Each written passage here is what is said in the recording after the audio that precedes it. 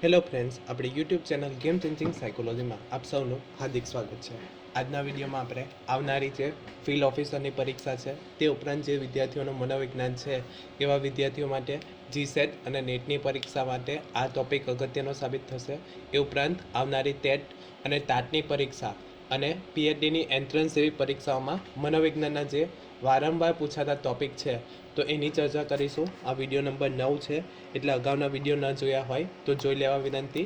આજના વિડીયોમાં આપણે મનોવિજ્ઞાનનું સ્વરૂપ શું છે તો તે અંગેની વિસ્તૃત ચર્ચા કરીશું. તો સૌપ્રથમ જોઈએ મનોવિજ્ઞાનનું સ્વરૂપ. તો મનોવિજ્ઞાનના મુખ્યત્વે 4 સ્વરૂપમાં આપણે વિભાજિત કરી શકીએ. ફર્સ્ટ, મનોવિજ્ઞાન વિજ્ઞાન છે. સેકન્ડ, મનોવિજ્ઞાન પ્રાકૃતિક વિજ્ઞાન છે. થર્ડ, મનોવિજ્ઞાન સામાજિક વિજ્ઞાન છે. અને મનોવિજ્ઞાન વાર્તનિક વિજ્ઞાન છે. તો ફર્સ્ટ જોઈએ મનોવિજ્ઞાન વિજ્ઞાન છે. હવે તમે મનોવિજ્ઞાન ભણીને આવ્યા હશો. મનોવિજ્ઞાન જે હતું તો શરૂઆતમાં જે અલગ અલગ વ્યાખ્યા આપવામાં આવી હતી કે મનોવિજ્ઞાન આત્માનો અભ્યાસ કરનારું વિજ્ઞાન છે, એટલે કે મનોવિજ્ઞાન આત્માનું વિજ્ઞાન છે, મનનું વિજ્ઞાન છે, ચેતનાનું મનોવિજ્ઞાન છે. પણ વિજ્ઞાન તરીકે આપણે દરજ્જો મેળવવો હોય તો વૈજ્ઞાનિક પદ્ધતિ દ્વારા એનું મૂલ્યાંકન થવું જોઈએ અને પુરાવા વિજ્ઞાન છે તો પુરાવા માંગશે. તો મનોવિજ્ઞાન વિજ્ઞાન તરીકે કઈ રીતે દરજ્જો મેળવે છે તો એ જોઈએ. મનોવિજ્ઞાનનો વિષય દરેક વિષય તરીકે અભ્યાસ માનવ વર્તનને સમજવાના પ્રયત્નો જેટલો જ જૂનો ગણાવી શકાય, પરંતુ વિજ્ઞાન તરીકે તે હજુ તરુણ અવસ્થામાં છે. એટલે કે હજી મનોવિજ્ઞાનનો ઉદ્ભવ થયો છે અને એ તરુણ અવસ્થામાં છે. મનોવિજ્ઞાનને વિજ્ઞાન તરીકે પ્રસ્થાપિત કરવાના પ્રયાસોમાં 1879માં જર્મનીના લિપ્સિંગ શહેરમાં વિલ્હેમ વૂન દ્વારા સ્થપાયેલી પ્રયોગશાળાથી તેને વિજ્ઞાન તરીકેનો દરજ્જો પ્રાપ્ત થયો. તો એનાથી એમસીક્યુમાં પૂછાઈ શકે છે મનોવિજ્ઞાનને વિજ્ઞાન તરીકેનો દરજ્જો કઈ સાલમાં મળ્યો તો 1879માં. શા માટે તો જર્મનીના લિપ્સિંગ શહેરમાં કોના દ્વારા તો વિલ્હેમ વૂન દ્વારા મનોવિજ્ઞાન માટે પ્રયોગશાળાની સ્થાપના થાય છે. એના કારણે મનોવિજ્ઞાનને હવે વિજ્ઞાન તરીકેનો દરજ્જો મળ્યો. મનોવિજ્ઞાનનું વિષય વસ્તુ જીવંત માનવીનું વર્તન હોવાથી તે ભૌતિક વિજ્ઞાન, રસાયણ વિજ્ઞાન કે જીવ વિજ્ઞાન જેવું શુદ્ધ વિજ્ઞાન નથી. હવે શા માટે શુદ્ધ નથી તો મનોવિજ્ઞાન જે છે એનું વિષય વસ્તુ જીવંત માનવીનું વર્તન હોવાથી. હવે માનવીનું વર્તન અલગ અલગ પરિસ્થિતિમાં અલગ અલગ જોવા મળે છે. હવે ભૌતિક વિજ્ઞાન હોય કે રસાયણ શાસ્ત્ર હોય કે રસાયણ વિજ્ઞાન હોય તો એમાં અમુક બાબતો સ્પષ્ટ જોવા મળશે. ફોર એક્ઝામ્પલ H2Oના કારણે આપણને પાણી મળે છે તો એમાં ગમે તે દિવસે રિસર્ચ કરવામાં આવે કે સાંજે કરવામાં આવે, એક જગ્યાએ કરવામાં આવે કે બીજી જગ્યાએ કરવામાં આવે, રિઝલ્ટ સેમ મળશે. પરંતુ મનોવિજ્ઞાનમાં માનવીના વર્તનનો અભ્યાસ થતો હોવાથી ત્યાં અલગ અલગ પરિસ્થિતિના કારણે વર્તન અલગ અલગ હોઈ શકે છે. વર્તમાન સમયમાં અનેક વિષયો વચ્ચે જ્ઞાનનો સેતુ રચાયો છે. ત્યારે મનોવિજ્ઞાન આ બધા જ વિજ્ઞાનોનો ઉપયોગ કરી માનવીના વર્તનને વધુ વૈજ્ઞાનિક રીતે સમજવાનો પ્રયત્ન કરે છે. મનોવિજ્ઞાન ભૌતિક વિજ્ઞાન અને જીવ વિજ્ઞાનની પદ્ધતિઓનો ઉપયોગ કરીને સામાજિક અને સાંસ્કૃતિક બાબતોનો અભ્યાસ કરે છે. તો મનોવિજ્ઞાનનું ફર્સ્ટ સ્વરૂપ છે મનોવિજ્ઞાન વિજ્ઞાન છે. સેકન્ડ જોઈએ મનોવિજ્ઞાન પ્રાકૃતિક વિજ્ઞાન છે. માનવી પ્રાકૃતિક જગતનો હિસ્સો છે. મનોવિજ્ઞાનનો અભ્યાસ વસ્તુ માનવીનું વર્તન છે, આથી પ્રાકૃતિક વિજ્ઞાન છે.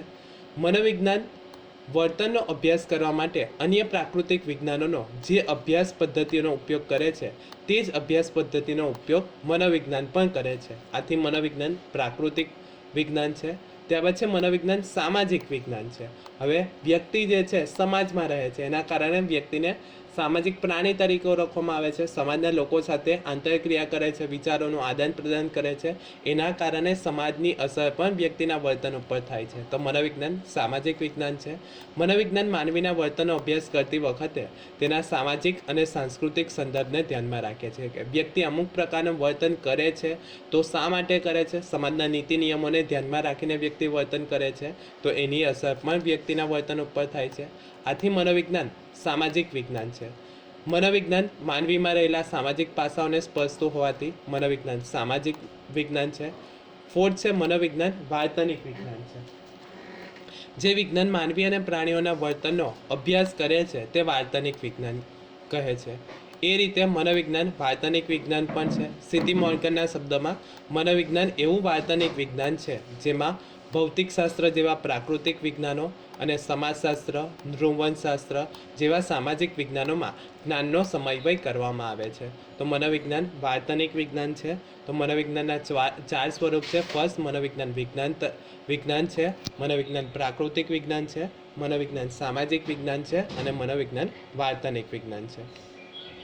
હવે અગત્યનું જોઈએ મનોવિજ્ઞાનના અભ્યાસ ક્ષેત્ર, સાયકોલોજીકલ ફિલ્ડ કઈ કઈ છે. તો પ્રાયોગિક અને મનોમાપનલક્ષી મનોવિજ્ઞાન. તો પ્રાયોગિક મનોવિજ્ઞાનનું ક્ષેત્ર મનોવિજ્ઞાનનું અગત્યનું અને પ્રથમ ક્ષેત્ર ગણાવી શકાય. મનોમાપનલક્ષી મનોવિજ્ઞાનનો આરંભ બીને અને સાયમને રચેલી બુદ્ધિ કસોટીઓ સાથે થયો એમ ગણી શકાય. તો અહીંથી અગત્યનો પ્રશ્ન છે, મનોમાપનલક્ષી મનોવિજ્ઞાનનો આરંભ કોના દ્વારા થયો? તો બીને અને સાયમને રચેલી બુદ્ધિ કસોટી જે છે એના સમયથી અથવા તો ત્યારથી થયો. 1905માં બીને અને સાયમને બુદ્ધિ કસોટીની રચના કરી, ત્યારથી થયો. તો યાદ રાખવાનું છે સાલ 1905. કોના દ્વારા બુદ્ધિ કસોટીની રચના કરવામાં આવી? તો બીને અને સાયમન દ્વારા બુદ્ધિ કસોટીની રચના કરવામાં આવી. હવે આ ક્ષેત્રમાં શાનું માપન થાય છે, એટલે કે મનોમાપનલક્ષી મનોવિજ્ઞાનમાં શાનું માપન થશે? તો બુદ્ધિનું, અભિયોગ્યતા, અભિરુચિ, વ્યક્તિત્વ, સિદ્ધિ, પૂર્વગ્રહો, મનોવલનો વગેરે જેવા માનવીના વર્તનોનું માપન કરવામાં આવે છે. એટલે કે માપનલક્ષી મનોવિજ્ઞાનમાં અલગ અલગ બાબતો જે છે એનું માપન થાય છે. તો કયા બાબતોનું માપન થાય? તો બુદ્ધિ, અભિયોગ્યતા, અભિરુચિ, વ્યક્તિત્વ, પર્સનાલિટી છે, અચીવમેન્ટ છે, પૂર્વગ્રહ છે, મનોવલણ છે જેવા માનવીના વર્તનનું માપન કરવામાં આવે છે. અન્ય ક્ષેત્રોને મનોમાપન માટેના સાધનો પૂરા પાડવાનું કાર્ય પણ આ ક્ષેત્ર કરે છે. ત્યારબાદ છે ચિકિત્સા, અસાધારણ અને સલાહ મનોવિજ્ઞાન. ચિકિત્સા મનોવિજ્ઞાન એ મનોવિકૃતિઓના નિદાન, ઉપચાર અને અટકાવ સાથે સંકળાયેલ છે. એટલે કે ચિકિત્સા મનોવિજ્ઞાનનું કાર્ય શું છે? તો અલગ અલગ મનોવિકૃતિઓ જોવા મળે છે, તો એનું નિદાન કરવું, એનો ઉપચાર કરવો અને એને અટકાવ સાથે સંકળાયેલું જોવા મળે છે. અસાધારણ મનોવિજ્ઞાન જુદા જુદા માનસિક રોગોના પ્રકારો જે છે DSM-5માં દર્શાવેલા છે એ અનુસાર અલગ અલગ માનસિક રોગોના પ્રકારો, એના લક્ષણો શું છે, કયા કારણો વિશેની જાણકારી મેળવવી, એટલે કે શા કારણે આવા પ્રકારના વર્તન કરે છે તો કારણો વિશેની જાણકારી મેળવવી, માહિતી પ્રાપ્ત કરવાનું અને તેના વિશે અભ્યાસ કરવાનું કાર્ય અસાધારણ મનોવિજ્ઞાન કરે છે. ત્યારબાદ છે સલાહ મનોવિજ્ઞાન. તો સલાહ મનોવિજ્ઞાન એ હળવી રોજબરોજની મુશ્કેલીઓ, સમસ્યાઓ કે મૂંઝવણોમાં લોકોને માર્ગદર્શન આપવાનું કાર્ય સલાહ મનોવિજ્ઞાન કરે છે. ફોર એક્ઝામ્પલ અભયમ હેલ્પલાઇન છે, આત્મહત્યા નિવારણ છે. એ જ રીતે અત્યારે બોર્ડની પરીક્ષા આવશે તો વિદ્યાર્થીઓમાં ચિંતાનું પ્રમાણ વધી જાય છે, તો એમને પરીક્ષા દરમિયાન કઈ રીતે ચિંતા ઓછી કરવી એ અંગે સલાહ આપવામાં આવે છે. તો મનોવિજ્ઞાનના અભ્યાસ ક્ષેત્રમાં ચિકિત્સા, અસાધારણ અને સલાહ મનોવિજ્ઞાન. ત્યારબાદ જોઈએ શાળાકીય અને શૈક્ષણિક મનોવિજ્ઞાન. શાળાકીય મનોવિજ્ઞાન એ વિદ્યાર્થીઓનો અભ્યાસમાં પડતી મુશ્કેલીઓ, એટલે કે વિદ્યાર્થીઓને અભ્યાસમાં કઈ મુશ્કેલીઓ પડે છે એનો અભ્યાસ કરે છે. અક્ષમતાઓના કારણો સમજવા, શોધવા અને તેના નિરાકરણ કરવાના પ્રયાસો કરવા ઉપરાંત શારીરિક, માનસિક કે અન્ય રીતે પડકારરૂપ વિશિષ્ટ બાળકો માટે અલગ અલગ પ્રકારના શિક્ષણની વ્યવસ્થાનું કાર્ય શાળાકીય અને શૈક્ષણિક મનોવિજ્ઞાન કરે છે.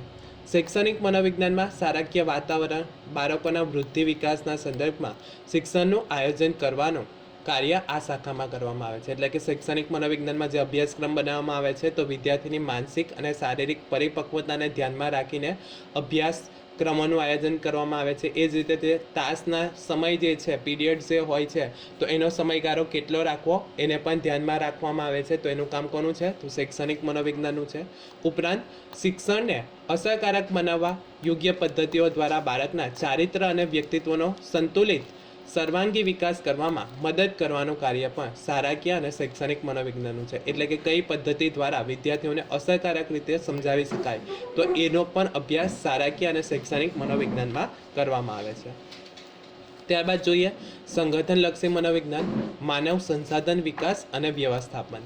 તો સંગઠનલક્ષી મનોવિજ્ઞાન ઉદ્યોગોના ક્ષેત્રમાં કર્મચારીઓની ભરતી, તેમની કાર્યક્ષમતા વધારવી, મનોવૈજ્ઞાનિક સંતોષ, જુસ્સો વધારવો, થાક તેમજ અકસ્માત નિવારણ માટે કાર્ય કરે છે.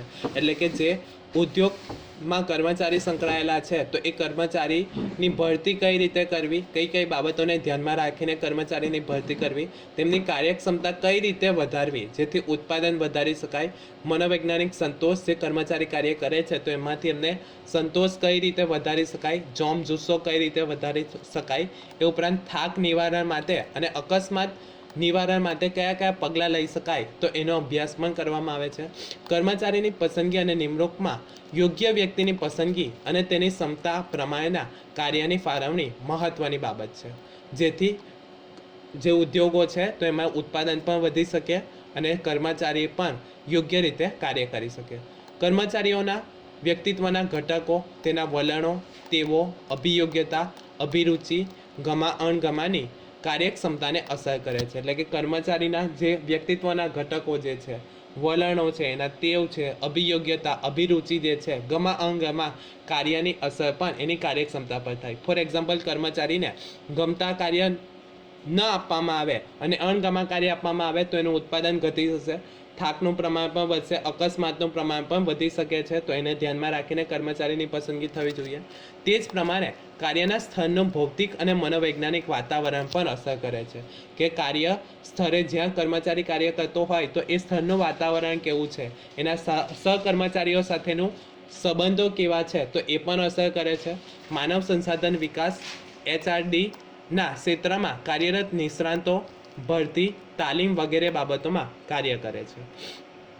ત્યારબાદ છે સમાજલક્ષી અને વ્યક્તિત્વનું મનોવિજ્ઞાન. વ્યક્તિ સમાજમાં રહે છે એટલે કે સમાજની અસર પણ વ્યક્તિના વર્તન ઉપર થાય છે. સામાજિક પરિસ્થિતિમાં ઉદ્ભવતા માનવ વર્તનને સમજવાનું કાર્ય સમાજલક્ષી મનોવિજ્ઞાનનું છે. આ ક્ષેત્રના નિષ્ણાતો વ્યક્તિના વ્યક્તિત્વ ઉપર સમાજ, સંસ્કૃતિ, વારસો, વાતાવરણ જેવા ઘટકોની અસરોને તપાસવાનું કાર્ય કરે છે. વર્તમાનમાં આ નિષ્ણાતોની સેવાઓ પૂર્વગ્રહ ઘટાડવા, લોકમત બનાવવા કે બદલવા, પ્રચારની રીતો નક્કી કરવા, ફેશન, રાજકારણ વગેરે ક્ષેત્રમાં વ્યાપક પ્રમાણમાં લેવામાં આવી રહી છે. એટલે કે જે સમાજલક્ષી મનોવિજ્ઞાન જે છે તો સમાજમાં વ્યક્તિ રહે છે તો એના કારણે જે સમાજમાંથી વ્યક્તિ આવે છે અથવા તો જે સમાજમાં રહે છે તો એના કારણે અન્ય સમાજના લોકો અંગે પૂર્વગ્રહ જોવા મળે છે. તો એ પૂર્વગ્રહ કઈ રીતે ઘટાડી શકાય, લોકમતનું ઘડતર કરવું છે અથવા તો લોકમત બદલવો છે તો કઈ રીતે બદલી શકાય, પ્રચારની રીતો નક્કી કરવી છે તો કઈ કઈ રીતો દ્વારા પ્રચાર કરી શકાય, તો એ અંગે ફેશન, બીજાથી અલગ દર્શાવવા માટે ફેશનનો ઉપયોગ કરવામાં આવે છે. રાજકારણ વગેરે ક્ષેત્રમાં સમાજલક્ષી મનોવિજ્ઞાનનો વ્યાપક ઉપયોગ કરવામાં આવે છે. વ્યક્તિત્વનું મનોવિજ્ઞાન વ્યક્તિત્વ વિકાસના જુદા જુદા પાસાઓને સમજવાનો પ્રયાસ કરે છે. એક જ સરખો વારસો, વાતાવરણ અને ઉછેર પ્રાપ્ત કર્યા બાદ પણ લોકોના વ્યક્તિત્વમાં બહુ મોટો તફાવત જોવા મળે છે. કે વ્યક્તિત્વ લક્ષી જે મનોવિજ્ઞાન છે અથવા તો વ્યક્તિત્વનું મનોવિજ્ઞાન છે તો એક જ સરખો વારસો મળ્યો હોય, વાતાવરણ અને ઉછેર પ્રાપ્ત કર્યા હોવા છતાં પણ વ્યક્તિત્વમાં તફાવત જોવા મળે છે. તો શા માટે તફાવત જોવા મળે છે, એની પાછળના કારણો શું છે તો એનો અભ્યાસ વ્યક્તિત્વનું મનોવિજ્ઞાન કરે છે. તેની પાછળના કારણો તપાસવા, અભ્યાસ કરવો, તેને અસર કરતા પરિબળો જાણી વ્યક્તિત્વ વિકાસના સિદ્ધાંતોનો અભ્યાસ આ શાખામાં કરવામાં આવે છે. એટલે કે વ્યક્તિત્વનું મનોવિજ્ઞાનમાં શું કરવામાં આવે છે તો એક જ સરખો વારસો, વાતાવરણ અને ઉછેર પ્રાપ્ત કર્યા બાદ લોકોના વ્યક્તિત્વમાં તફાવત જોવા મળે છે. તો એ તફાવતના કારણો કયા છે તો એનો અભ્યાસ વ્યક્તિત્વનું મનોવિજ્ઞાનમાં કરવામાં આવે છે. ત્યારબાદ છે જીવન ફલક અને વિકાસાત્મક મનોવિજ્ઞાન. તો આ પ્રકારના મનોવિજ્ઞાનમાં વ્યક્તિના જન્મ પહેલાંની ગર્ભાવસ્થાથી શરૂ કરી વૃદ્ધાવસ્થા સુધીના વિકાસને આવરી લેવામાં આવે છે. એટલે કે વિકાસાત્મક મનોવિજ્ઞાનનો અભ્યાસ ક્યાંથી થાય છે તો વ્યક્તિના જન્મ પહેલાંની ગર્ભાવસ્થાથી શરૂ કરીને વૃદ્ધાવસ્થા સુધીના વિકાસને આવરી લેવામાં આવે છે. ગર્ભાવસ્થા, શિશુ અવસ્થા, બાલ્યાવસ્થાથી વૃદ્ધાવસ્થા દરમિયાન થતા વૃદ્ધિ, વિકાસ, તેને અસર કરતા પરિબળો, તેમાં આવતી મુશ્કેલીઓ અને સંભવિત ઉકેલોનો અભ્યાસ પણ આ શાખામાં કરવામાં આવે છે. એટલે કે અલગ અલગ અવસ્થા દરમિયાન જે વૃદ્ધિ વિકાસ થાય છે તો એની અસર વ્યક્તિના વર્તન પર કઈ રીતે થાય છે, તે ઉપરાંત અલગ અલગ અવસ્થામાં આવતી મુશ્કેલીઓ કઈ રીતે દૂર કરવી તો એનો અભ્યાસ વિકાસાત્મક મનોવિજ્ઞાનમાં કરવામાં આવે છે. તે ઉપરાંત આપણી ચેનલ ઉપર ટેટના ઘણા બધા વિડીયો અવેલેબલ છે જે તમે પ્લેલિસ્ટમાંથી જોઈ શકો છો. મનોવિજ્ઞાનના પણ ઘણા બધા T20 પ્રશ્ન જે છે તેના પણ તમે વિડીયો જોઈ શકો છો. એ ઉપરાંત જે વિદ્યાર્થીઓનું મનોવિજ્ઞાન છે એવા વિદ્યાર્થીઓ માટે પણ મનોવિજ્ઞાનના ઘણા બધા વિડીયો અવેલેબલ છે. આશા રાખું છું કે તમને આ વિડીયોમાં સમજ પડી ગયા છે, અને જો તમને આ વિડીયો પસંદ પડ્યો હોય તો વધુમાં વધુ લાઇક કરો, શેર કરો અને અમારી ચેનલને સબસ્ક્રાઈબ કરો. Thank you.